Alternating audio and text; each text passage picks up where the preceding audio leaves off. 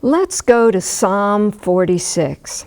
In verse 1 it says, God is our refuge and strength, a very present help in trouble. God is our refuge and strength.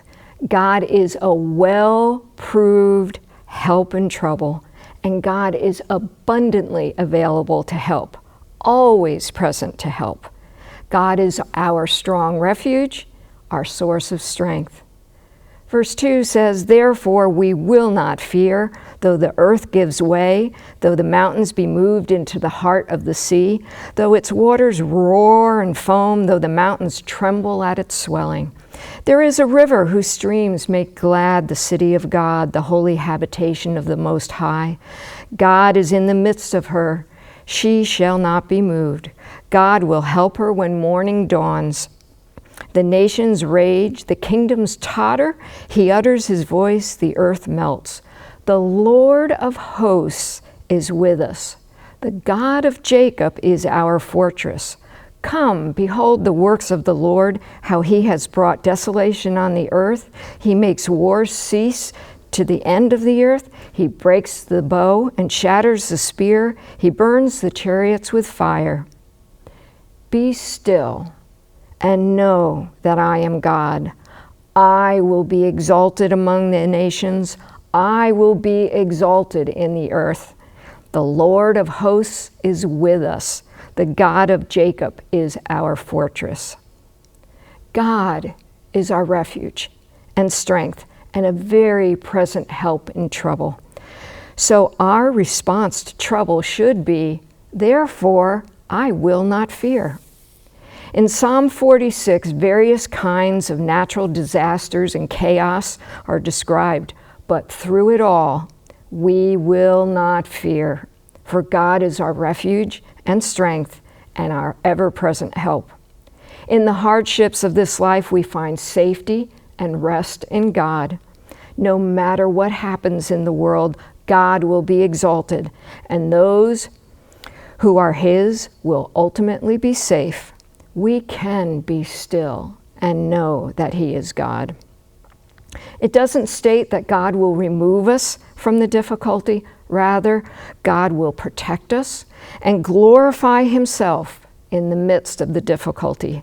We do not have to be afraid, but we can be still and know that He is our refuge. God provides safety.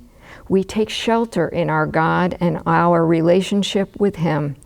God is with us, and He will help us.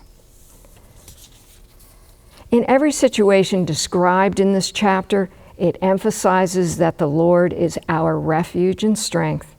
More importantly, the Lord of hosts is with us.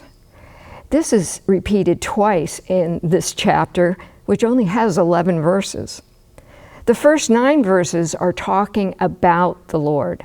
Then when we reach verse 10, something happens. The point of view shifts from talking about the Lord to the Lord Himself saying, "Be still and know that I am God. I will be exalted among the nations. I will be exalted in the earth." The form, the pattern is broken here, and that should get our attention. The first 9 verses were talking about the Lord, and in verse 10, God has something very important that He wants to communicate to us. Be still and know that I am God. Know that I am God, and not just to know it intellectually, but experiencing God as your refuge, as your strength, as your helper. Stop your useless efforts. Cease from striving. God asks us to stand in awe of Him, spend time with Him, and experience His mighty power, and know Him and know His ways. In Psalm 37:7, it says, "Rest in the Lord and wait patiently for Him."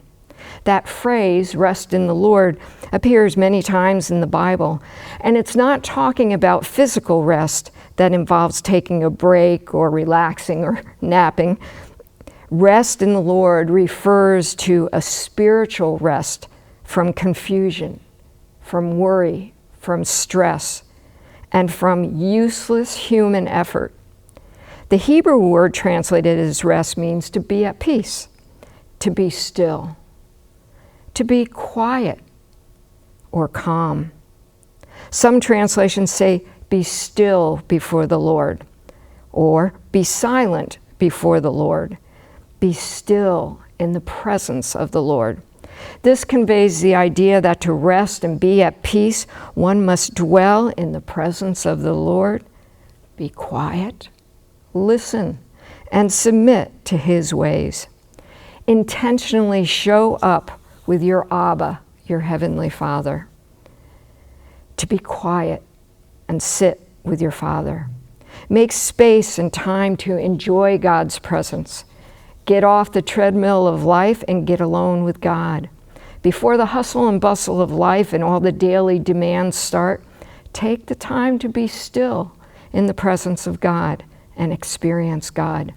In the morning, I do not even get out of bed until I've had my time with my Heavenly Father. As believers, we are not granted immunity from life's storms, but we have a choice about how we react to those storms. Our natural tendency might be to run around frantically looking for help and trying to save ourselves from trouble. We can either respond in fear and stress or rest in the Lord's presence. Right here and now, we can quiet ourselves, be still, and truly consider how great our God is. We can peacefully and confidently wait for Him. We can always be looking to Him for help. This is how we rest in the Lord and rest in His refuge. God says to stop striving and stop trying to do things on your own. Stop stressing about the battle ahead and trust me. I am the Lord. I am your refuge and your strength. You have nothing to fear or worry about when I am with you. I will fight your battles and deal with your enemies. Take a deep breath. Be still. Quiet yourself. Open your eyes and acknowledge who I am and what I can do. Let me be God. Don't try to do my job for me. Be patient. Be still. And let me help you. Rest in my refuge. Be still and know that I am God. I will be exalted among the nations. I will be exalted in the earth.